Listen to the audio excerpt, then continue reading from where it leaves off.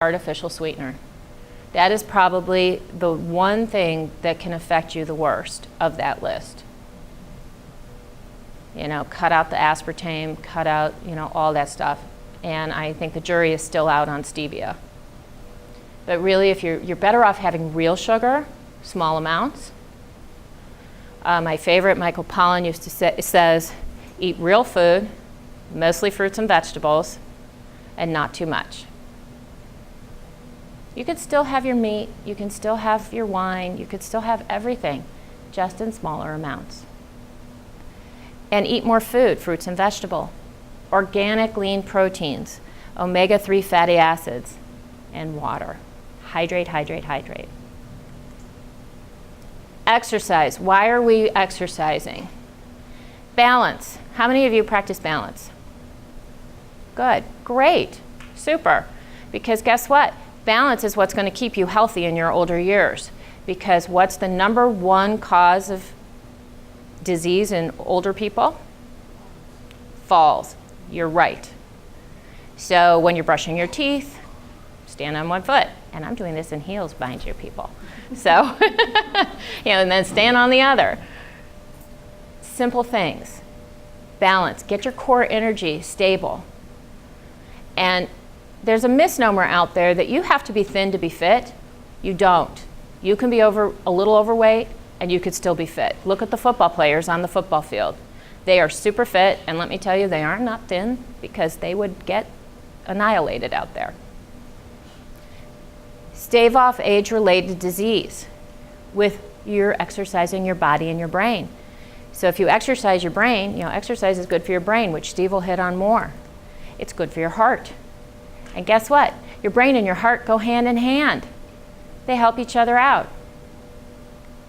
Now your spirituality. And I'm going to move it along a little bit here. Your spirituality includes energy. Everything in this room is energy. Your energy, the table is energy, the air has energy, everything is energy.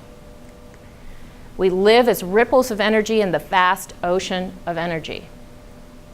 Mindfulness and intentions, which Steve is going to touch upon even more, but to be present, be mindful, turning off and disengaging the autopilot. Stop and smell the roses, as they say. I am. Two of the most powerful words that you put, for what you put after them shapes your reality. So think about it. If you say I am, whatever comes next shapes whatever's happening at that moment for you in your life. Meditation and or prayer. A lot of us think of that as religion, and I tend to think of it as spirituality. Whatever approach you choose is fine. It's a question of just taking those few moments, even if it's 5 minutes a day, to look inward and think about either nothing, literally, or just let your mind be at ease with where you are in the moment, in the room, in the energy, in the space. Energy flows where your attention goes. It's one of my favorite sayings. And then I have this Wheel of Wellness. This is also in the book. These are 8 pie shapes that each component or each section is a part of your life, your daily life.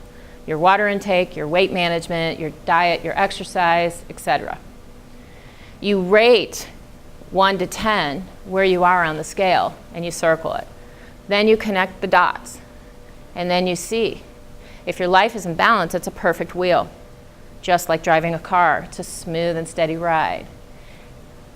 If your wheel is kind of crooked and rickety, you're going to have that bumpy ride, so you know something's out of place. And by looking and using this, you can see what's out of place and where your attention needs to be put.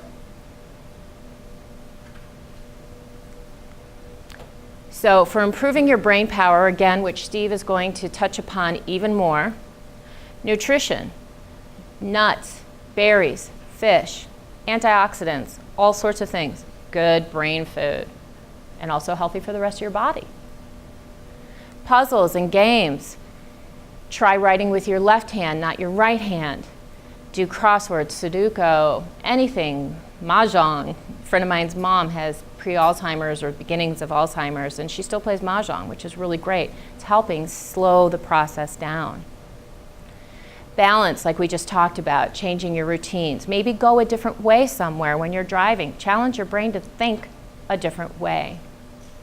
And sleep. Get plenty of rest. They say 6 to 8 hours. Again, it depends on your body. You know your body, and you know what's best for it. And Steve will touch upon brain plasticity, but that all goes into this as well, of how you can have new brain synapses develop for the ones that have either been damaged or are in disrepair. So do you ever notice the older we get, the more we're like a computer? We start out with lots of memory and drive, and then we become outdated, and eventually we have to get our parts replaced. Let's try to avoid getting our parts replaced, and let's find our healthy balance. Would you like to do the memory part now? Okay, sure. That'd be great. Thanks. Good job, Barbara. Thank you. You're welcome. I'll be back. Let me get that mic. Would you like to take just a break and get a little water, coffee, and a little restroom break?